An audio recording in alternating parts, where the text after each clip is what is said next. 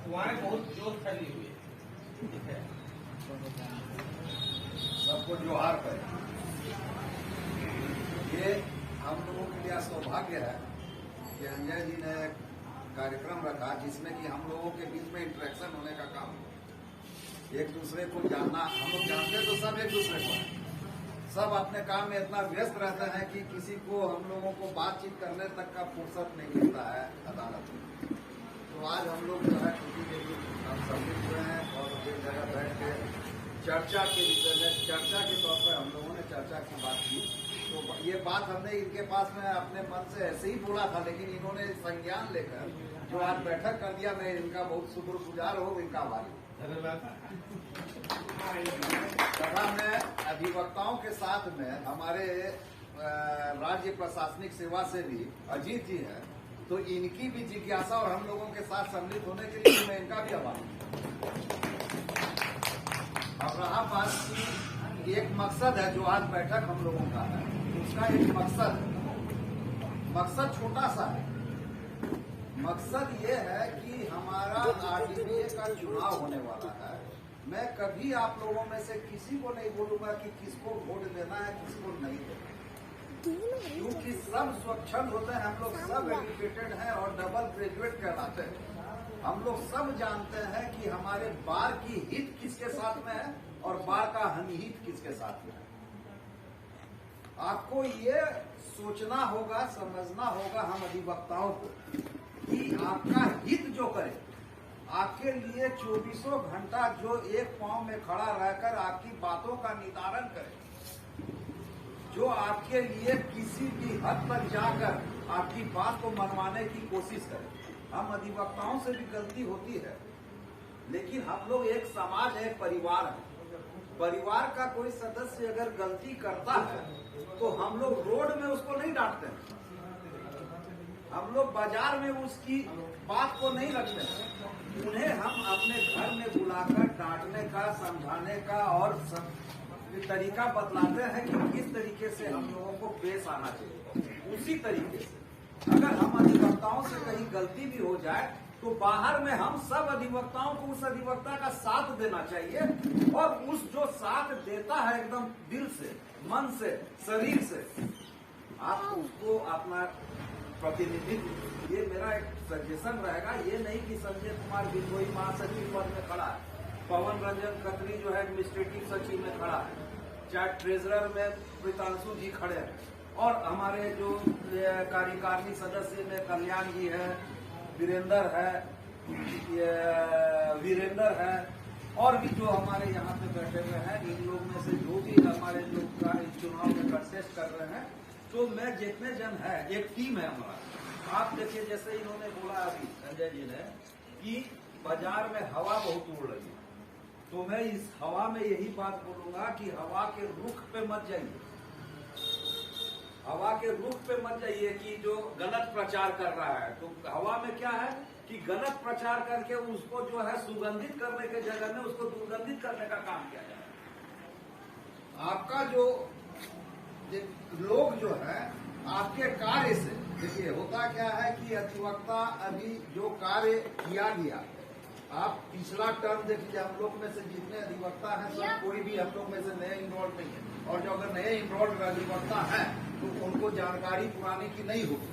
तो मैं आपको ये बताना चाहता हूँ कि पुराना 2 साल का कार्यकाल जिसमें हम लोगों ने कोरोना झेला, और कोरोना में हम अधिवक्ताओं की क्या स्थिति हुई है, ये किसी को बतलाने की जरूरत नहीं है, किसी से छिपी भी नहीं है। हमारे अधिवक्ताओं को जो कष्ट मिला है, जो हम लोगों ने अधिवक्ताओं का जो हम लोगों ने झेला है इस कोरोना काल में, हमारे पूर्व के जो अभी जो निवर्तमान कमेटी है उसका जो रोल रहा है हम अधिवक्ताओं के प्रति में, वो एकदम असहयोगी रहा है। उन लोगों ने कहीं हम लोगों को किसी तरीके से ध्यान नहीं दिया, और इसी के पहले का आप कमेटी को देख लीजिए,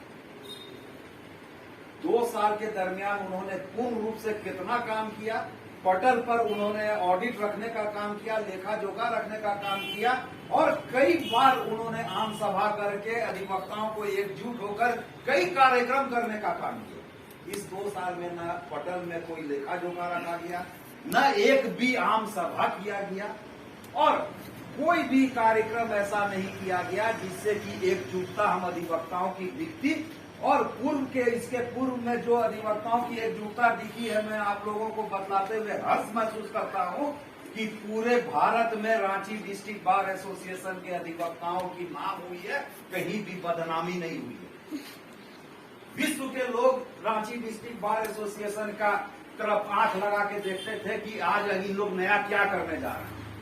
हमारे सैनिक मरे तब हम लोगों ने श्रद्धांजलि देने का काम किया, हमारे अधिवक्ताओं की हत्या हुई उसको हम लोग प्रोटेस्ट करने का काम किया, और अगर कोई देश के लिए अच्छा काम किया तो उसको प्रोत्साहित और उनके लिए उत्साहवर्धक हम लोग ने उसके लिए भी काम किया।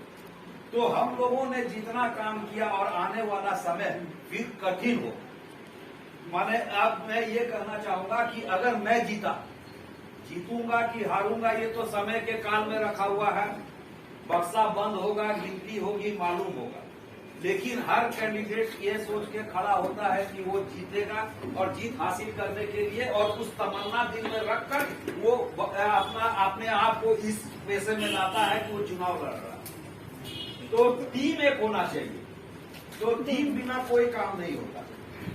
आज अगर संजय कुमार विद्रोही महासचिव बनता है तो उनको काम करने के लिए उसको एडमिनिस्ट्रेटिव प्रशासनिक सचिव की भी जरूरत होती है, उसको खजांची ट्रेजरर की भी जरूरत होती है और उसको कार्यकारिणी सदस्यों की भी जरूरत होती है। जब तक टीम नहीं होगा तब तक आप काम नहीं कर सकता है। मैं महासचिव बन भी जाऊंगा, मेरे पास प्रशासनिक सचिव मेरे लायक नहीं होंगे तो कोई काम नहीं होगा। जो 2 साल हम लोग गति अभी झेले हैं वो 2 साल हम लोग को और आगे झेलना पड़ेगा।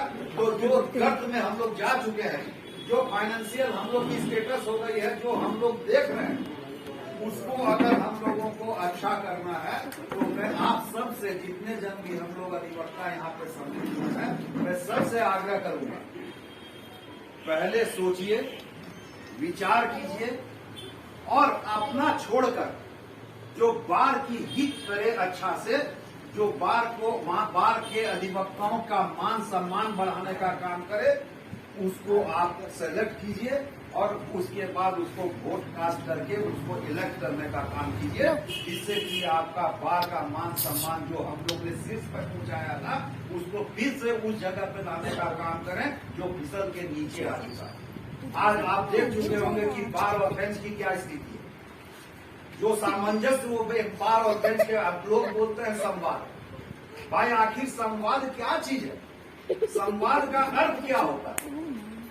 संवाद का अर्थ क्या होता है? आज आपके और मेरे बीच में कोई बातचीत हो रही है, ये संवाद।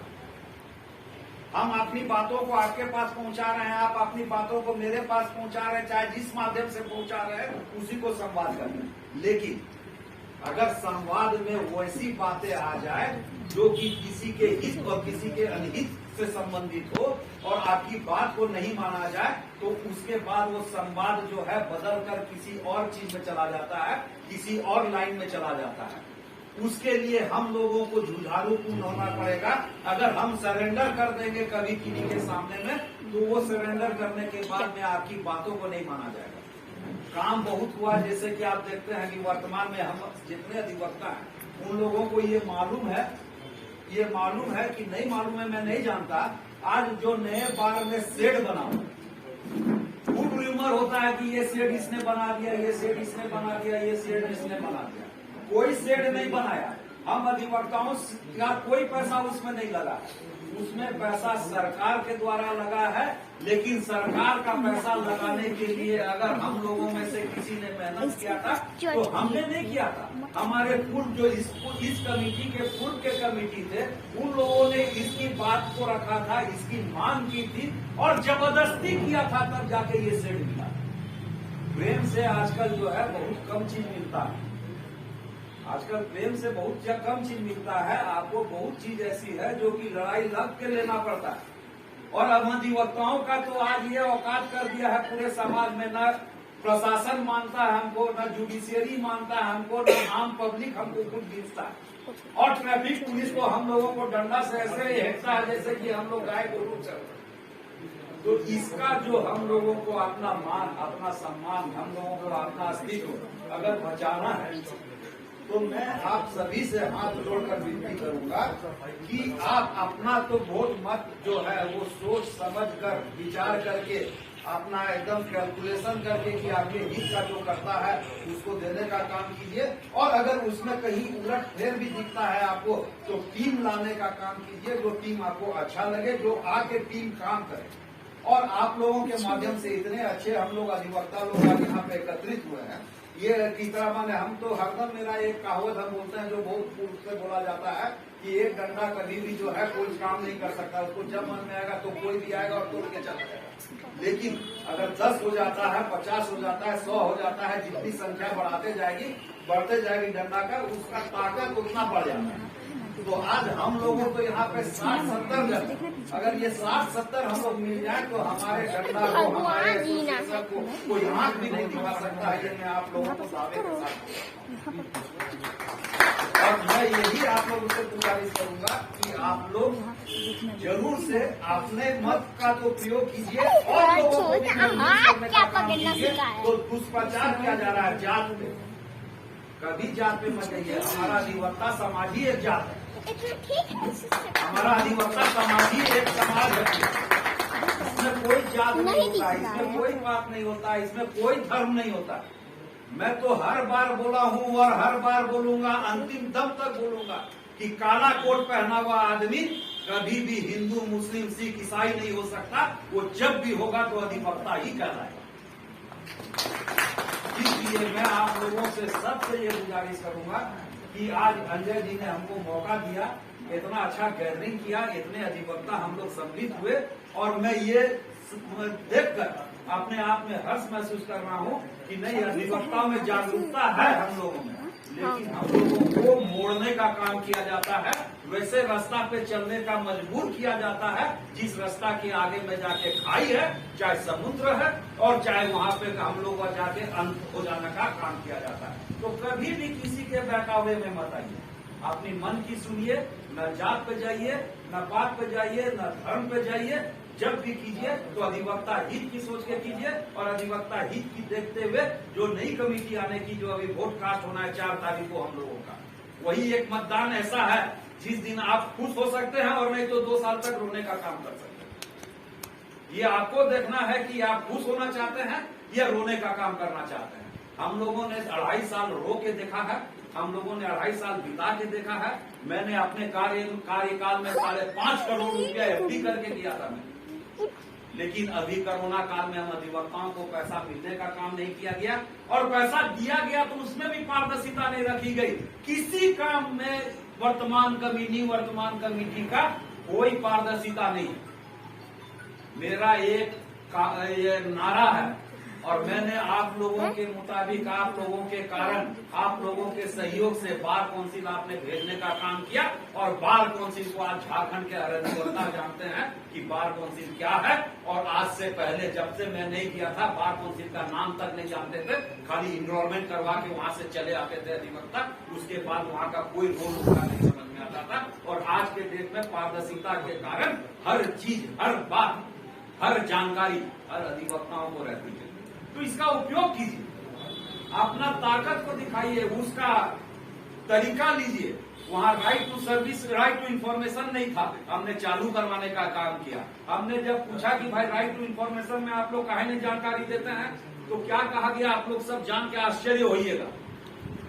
बोला गया कि बार काउंसिल के पूर्व के कमेटी ने ये निर्णय लिया था कि कोई भी RTI का अगर दरखास्त आए तो उसको कूड़ा का बाल्टी में देते। मैंने इसका विरोध किया, वहां पे RTI का प्रिजाइडिंग ऑफिसर बनाया, फर्स्ट अपीलेट अथॉरिटी बनाया, और सेकेंड अपीलेट अथॉरिटी तो मेरा ही है सूचना। तो आप लोगों से मेरा ये निवेदन है नम्र कि पुनः मैं आप लोगों से हाथ जोड़ के यही विनती करूंगा, जो इतना अधिवक्ता हम लोग यहाँ सम्मिलित हुए हैं, इसी को ताकत के तौर पे लीजिए। हम लोगों को कोई नहीं तोड़ पाएगा। विचार कीजिए, समझिए, और जो आपके हित और आपके अहित, जो दोनों को 2 तराजू में रखकर जो हित की बात करे, जो समाज की बात करे, जो अधिवक्ताओं की बात करे, उसको जो है इस आने वाले चुनाव में जो है भारी मतों से वोट देकर उसको विजय बनाएं। अपना तो देकर ही, और अपने साथ जो अधिवक्ता है उनको भी कन्विंस करें।